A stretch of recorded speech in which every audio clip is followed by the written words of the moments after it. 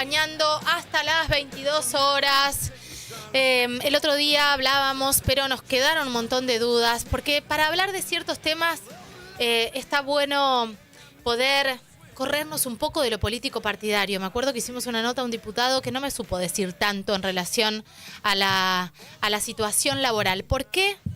Porque parece que a la empatía se la llevaron a marzo muchas, sí, y que te hablan solamente desde un lugar donde se te quieren llevar agua para su molino en relación a lo político partidario. Bueno, por ejemplo, estamos hablando de Piazza, que después donó vestidos a la Casa del Teatro. Por un lado te dona vestidos para ayudar a los actores, por el otro lado te precariza a las costureras que hacen esos vestidos. Eso es un horror, y lo que dice la Criti adelanta esto que estamos diciendo, que hacíamos la intro, que tiene que ver con las declaraciones infames de Roberto Piazza, pero a partir de ahí tenemos que saber cuál es la realidad de las mujeres que hoy están precarizadas, que están laburando de manera informal, que existen un montón de explotadores como Roberto Piazza, que dijo muy sueltito de cuerpo que tenía 50 mujeres y que no las llevaba a la casa porque tenía 50 juicios laborales. Que no las iba a volver a meter en su casa. Que no le iba a volver a meter a su... bueno, ahora la vamos a escuchar.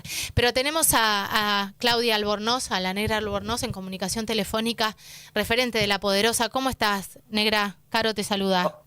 ¿Qué tal? ¿Cómo estás, Caro? Buenas noches.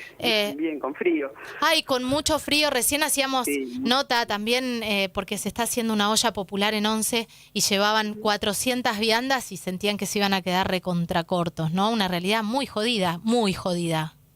Sí, nosotros tenemos ahí en Retiro un comedor que también sirve viandas a la noche para las personas en situación de calle y no dan abasto. Claro. No dan abasto porque el que vive en la calle tampoco tiene recipiente, entonces tienen que darle todo descartable.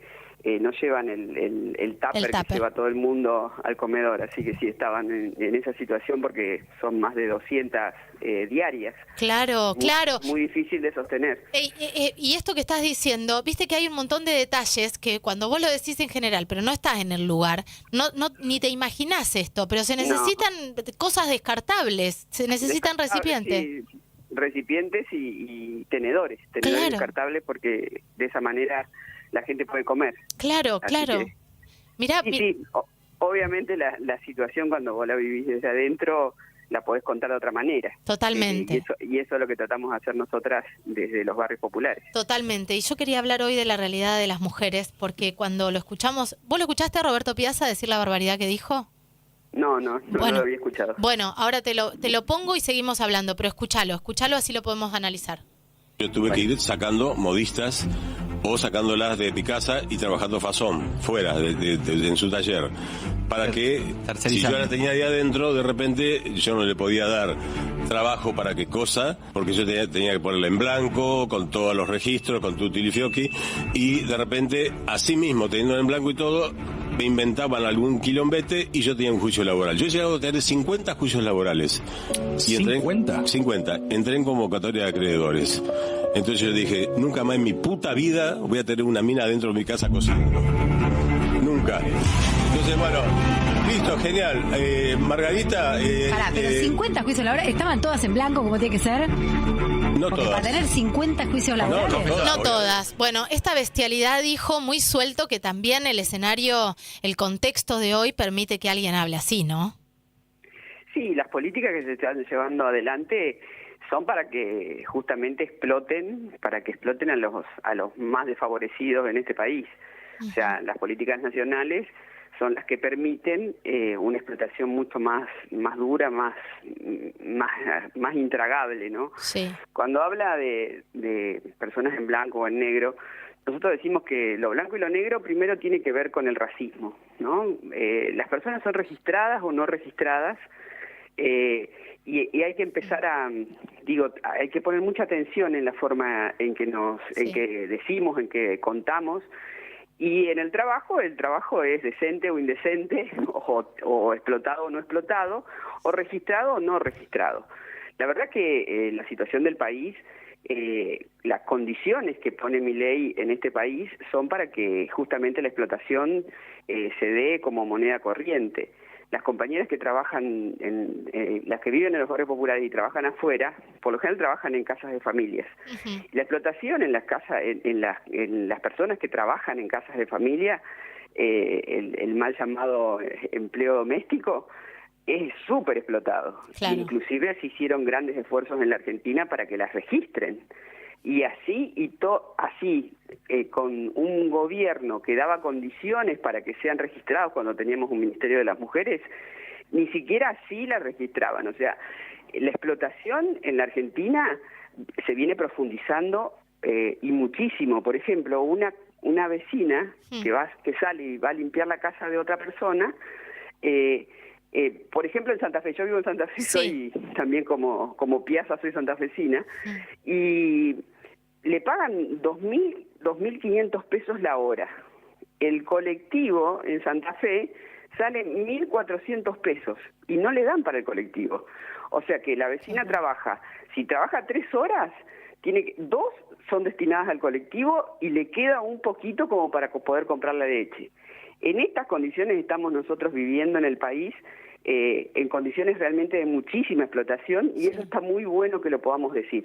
Sí, y además poder meterlo sobre la mesa y reparar diariamente en esto y en la responsabilidad que tenemos nosotros, los que por ahí, no sé, yo soy mamá sola, pero si contrato a alguien, o si llamo a alguien para trabajar, reparar en la realidad de la otra persona, ¿no? Empezar a hacer el ejercicio, los que no lo están haciendo, de ponerse en el lugar del otro, porque si tenemos un gobierno donde el contexto es así de crudo, así de bestial, y es lo que necesita, porque lo que necesita es, no sé, que se muera la gente que no le sirve, bueno, revertámoslo desde las individualidades también. Sí, totalmente. Y me parece que Milei lo que hace para reducir la pobreza es justamente generar una situación de condiciones de explotación para que te mueras, porque en realidad nosotras somos sobrevivientes de la pobreza, que también hay que explicarlo en términos de por qué vive la gente empobrecida, por qué nos empobrecemos. Y eso tiene que ver con todas las políticas que llevan adelante los que van gobernando. Porque si nosotros realmente, vivimos en un país que no es pobre, es un país rico. Sí. Las condiciones son cómo se reparte esa riqueza, que es lo que nunca se discute. Entonces, si las políticas son a favor de que te exploten, obviamente la gente te explota. Hay que generar condiciones para que cada uno pueda entender lo que está haciendo. Cuando contrata a una persona que limpia, cuando contratan, inclusive hay una explotación, una sobreexplotación a los albañiles. Sí. Por ejemplo, cuando vos contratas a un albañil, también lo explotan, porque le pagan muy poco la hora. Y obviamente las condiciones, por ejemplo, si te sindicalizás, el albañil, el vecino común del barrio, de la villa, por lo general no se sindicaliza, o sea, no va a buscar a alguien que te defienda frente a una patronal, porque si no, directamente se queda sin trabajo. Claro, porque no las contratan. Decís, estás en la UOCRA, ya está, por ejemplo. Exacto, ¿no? Sí. Porque como dice Piazza, te vas a comer un quilombo seguramente, porque no respetar las condiciones de un trabajo digno, que es lo que más necesitamos hoy en la Argentina, ¿no? Tanta gente que hoy para conseguir un ingreso tiene 2 y 3 y hasta 4 trabajos por día. Mis vecinas salen a trabajar, mis compañeras trabajan en muchísimos lugares, cuidan enfermos. Son trabajos de cuidado que muchas veces no entienden, no hay una empatía. Y me parece que hay que poner muchísimo énfasis sobre la empatía, sí. ¿No? De en qué condiciones nosotros tenemos gente trabajando, la gente contrata a otras personas para que trabajen o en el cuidado de niñas y niños, o en la limpieza, o en construir una pared, y que puedan tener empatía, porque me parece que si no, esto no se revierte de ninguna manera, porque el gobierno nacional no tiene ganas de revertir esto, sino que tiene ganas de profundizar para que justamente los pobres vivamos siempre en pobreza. Ahora, Negra, yo te estoy escuchando con atención y a mí me parece que lo que quiere también la gente que se está alimentando y que se está nutriendo de lo odiante, que estoy hablando de la gente que está ganando más y la gente que se está enriqueciendo con todo esto, lo que quiere es que nosotros juguemos el mismo juego. y que nosotros también nos odiemos entre nosotros, o no nos odiemos, pero que nos dividamos tanto que no nos veamos. Entonces, estamos cayendo en la trampa de hablar de la misma manera, de putear de la misma manera, de odiar de la misma manera. Y a mí me parece que, aunque sea en este lugarcito, en el lugarcito donde nos toca, bueno, hackeemos el sistema desde el amor. ¿Muy boludo lo que digo? No es para nada boludo. Me parece que cuando hablamos de amor hablamos de solidaridad. Sí. Y si entendemos la cantidad de niñas y niños que no cubren las 4 comidas diarias, que son cada vez más, o sea, el gobierno nacional y el INDEC lo que hacen es mentir con las cifras al respecto de la cantidad de personas que salen de la pobreza. Viste que Milei dice que 10 millones de personas dejaron de estar empobrecidas. En nuestros comedores nadie viene y te dice sacame del comedor porque ya no soy más pobre. Al contrario, digamos, viene cada vez más gente a pedir comida por una necesidad realmente muy agobiante y muy tremenda.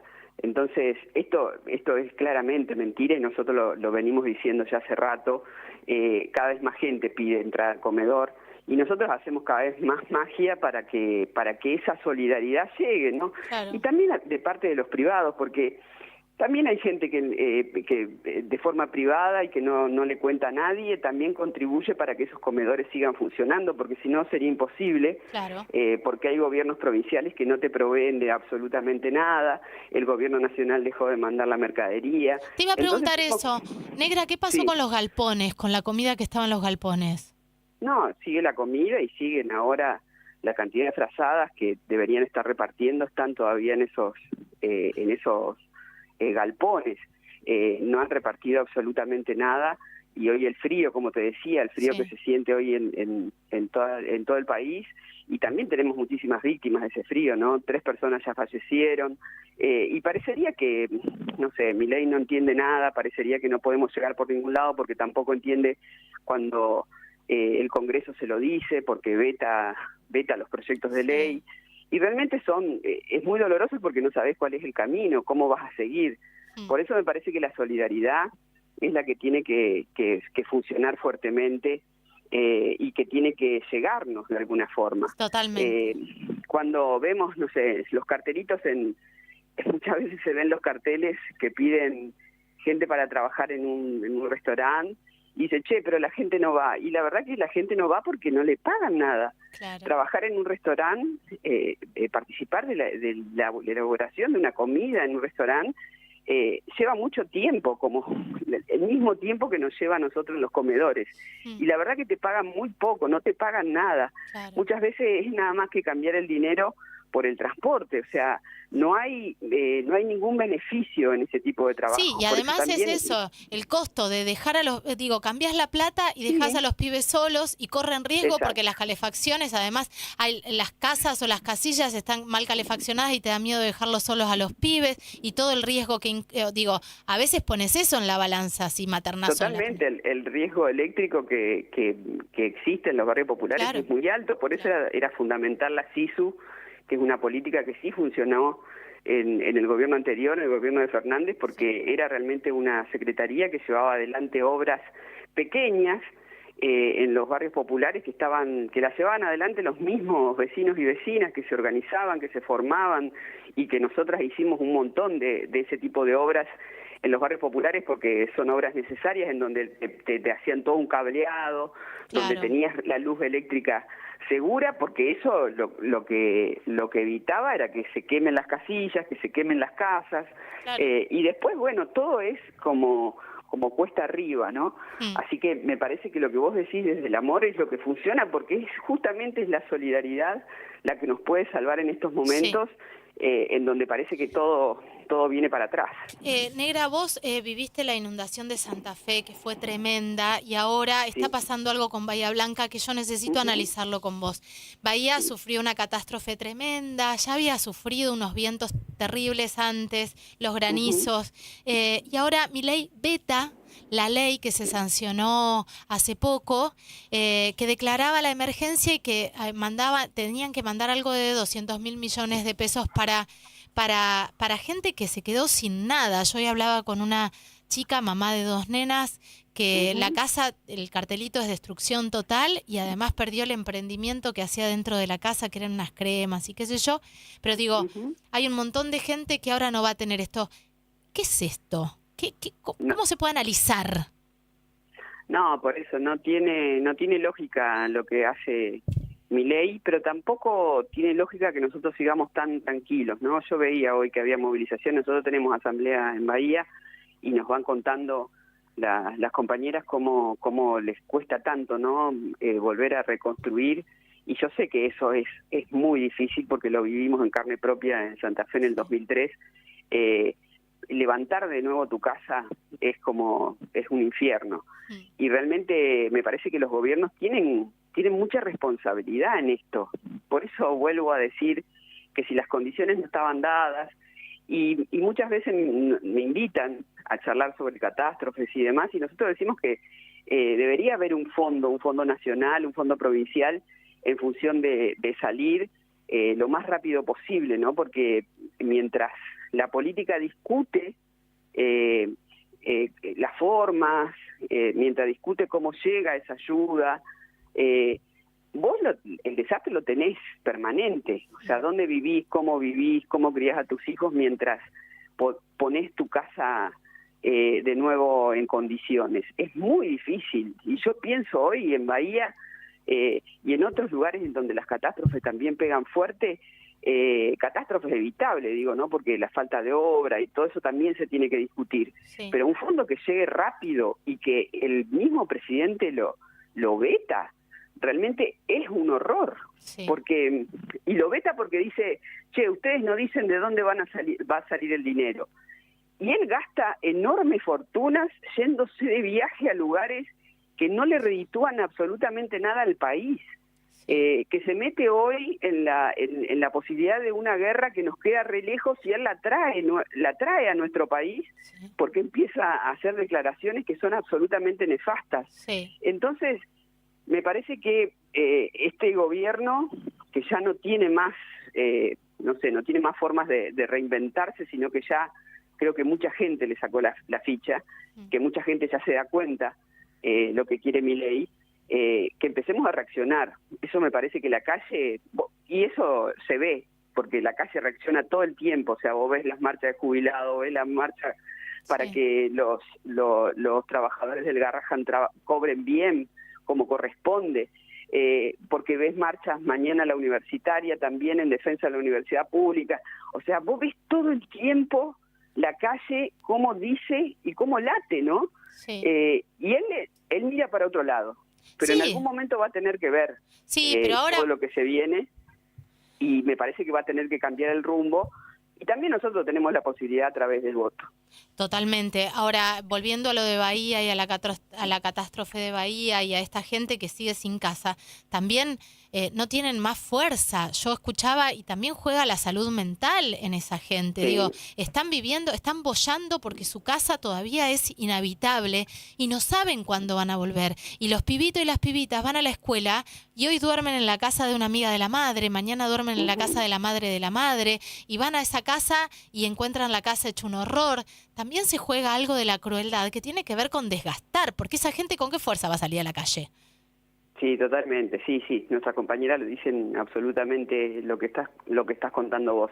Muchas veces nos cuesta mucho organizarnos, salir, porque realmente no hay fuerzas, ¿no? Claro. Porque esto desde que empezó Milei, que nos está pegando justamente ahí en todos esos derechos que habíamos conseguido, y realmente es muy difícil, porque si trabajás, tenés 4 trabajos, y después tenés que salir a marchar, es realmente muy difícil. Nosotros decimos que la batalla es por el tiempo, ¿no? Sí. Por ese tiempo que vos necesitas salir y decir.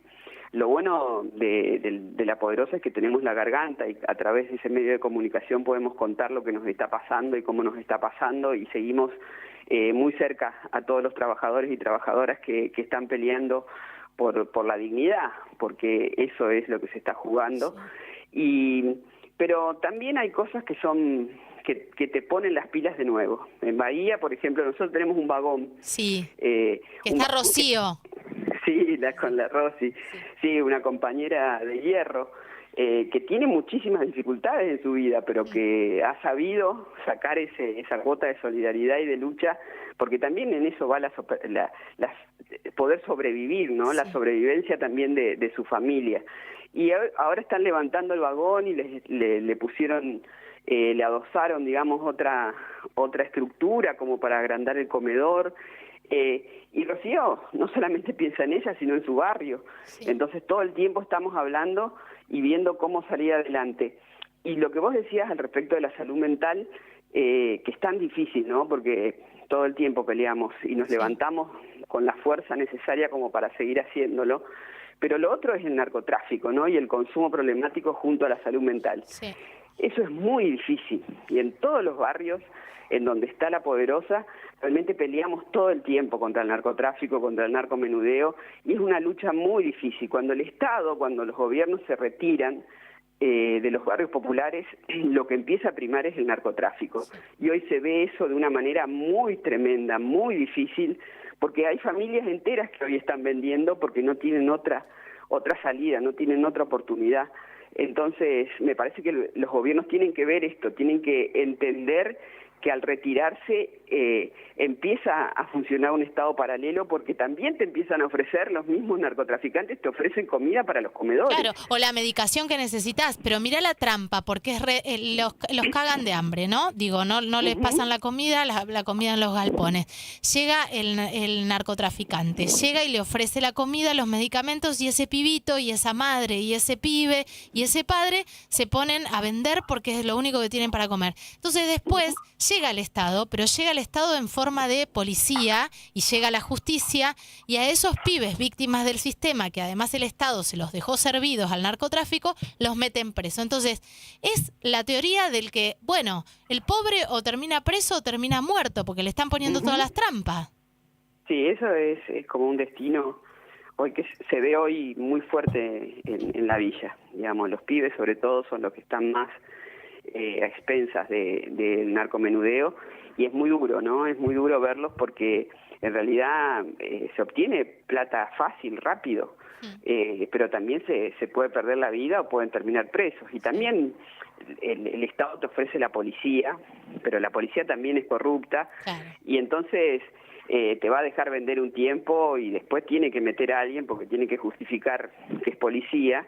Y así caen presas, sobre todo mujeres, ¿no? Porque las mujeres son las que están metiendo, ahora llegan allanamientos en algún kiosco y se las llevan, y sabes que es muy duro el circuito que funciona, porque los abogados, esos famosos abogados sacapresos, en realidad se llevan a la mujer, la meten presa, y la familia a los 10 minutos, a los 15 minutos, vuelve a montar el kiosco de droga para pagarle al abogado que va a sacar a esa persona. Entonces, esos son los circuitos que nosotros vemos en los barrios populares, y vemos claramente que la gente se mete en esta situación porque realmente no tiene salida, y vemos también como en algún momento van a caer para también llenarle los bolsillos a los abogados y para que esa policía corrupta siga funcionando en las villas. Entonces es doloroso, es muy duro, y es lo que tenés que transmitirle a las pibas y a los pibes para que no entren, pero para eso también tenés que darle lugares, espacios para que ellos puedan estar, para que puedan habitarlos, para que puedan tener internet, para que puedan jugar, algo que se dejó de hacer, no se juega en las villas, porque el lugar no es muy peligroso, no es seguro, claro, no es seguro. Entonces se dejó de jugar. Vos lo que tenés que hacer es generar espacios para que esos pibes puedan jugar. Nosotros acá en Chalet tenemos un espacio de juventudes que realmente viene siendo sostenido hace 5 años, y realmente es impresionante cómo los pibes cuando pueden jugar se quedan, comida, se cocinan, comen entre ellos, tienen proyectos, empiezan a soñar. Hay muchos pibes que volvieron a la escuela. Bueno, todo eso se necesita en los barrios populares, pero el Estado no está. Claro. Negra, te agradezco mucho, te mando un beso enorme y gracias por este panorama dolorosísimo, pero tan necesario para que seamos parte, para que no sintamos que estamos en una burbujita, porque nosotros todavía tenemos para morfar. Te mando un beso grande. Un beso, gracias, Caro. Chao, un abrazo. Pasó Claudia Albornoz, referente de La Poderosa. Un placer hablar con ellas, como siempre. Splendid 990, periodismo.